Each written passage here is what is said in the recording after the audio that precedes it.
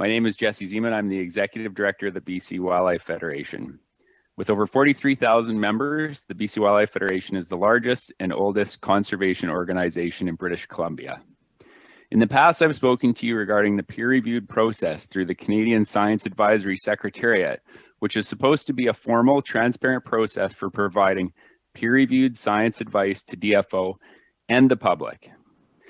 This process is integral to Canada's Species at Risk Act, and as it relates to endangered interior Fraser steelhead, this process was completely undermined by DFO.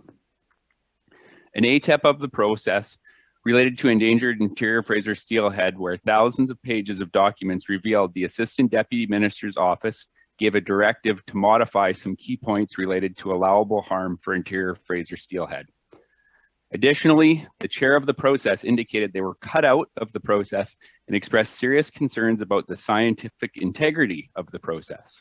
Furthermore, in these documents, the chair states there are things that happened to the science advisory report after I signed it off. During that process, it was also revealed that DFO management, not DFO science, had created its own run timing model, which is the period where interior Fraser steelhead moved through the Fraser River. This model was rejected through the peer review process. I believe that DFO management is still using this rejected model to brief the minister. Years later, the peer-reviewed document called the Recovery Potential Assessment has still not been released to the public. I'm not aware of this happening or any other species that has gone through this process associated with the Species at Risk Act. This summarizes what we found in 2021. Today, I'm here to tell you about the next chapter of this saga within the context of science. On April 8th, 2021, the BC Wildlife Federation filed ATIPs for correspondence related to interior Fraser steelhead dating back to 2019 on a month-by-month basis. DFO's response was that it would take until at least February 17th of 2022 to retrieve these records.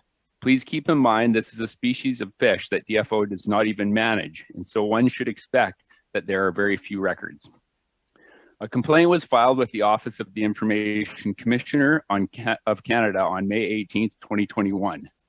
On March 16th, 2022, nearly a year later, I received notification that the investigator with the OIC found that the extension claim by DFO was not reasonable given the circumstances.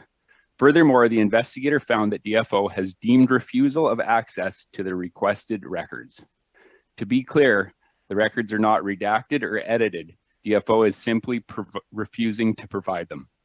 Furthermore, the Office of the Information Commissioner of Canada advised the BCWF that if it wanted to pursue this issue, it would have to apply to the federal court for a review.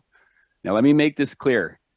The information the BC Wildlife Federation is seeking is not a matter of national security. Is it about endangered fish that DFO has hidden science and edited science on in the past?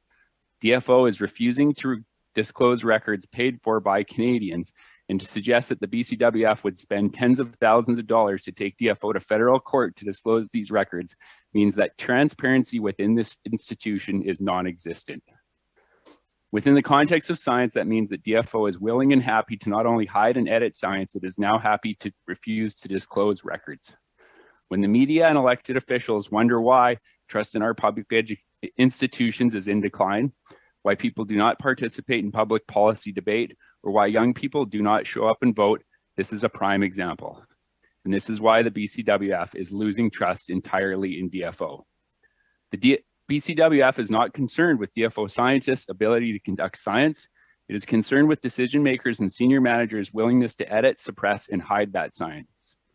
Within the broader context of science around interior Fraser steelhead, the BCWF will be funding research through post-secondary institutions with our partners and collaborators. This is not because we expect DFO to listen to independent science. We know it won't. It is because our members and the public need to see the science, and that is something that will not happen with DFO at the helm. As elected representatives of Canadians who value science, transparency, accountability, and democracy, DFO's consistent undermining of science should be of great concern. DFO is structurally broken. Given the severity of this issue, we have one recommendation.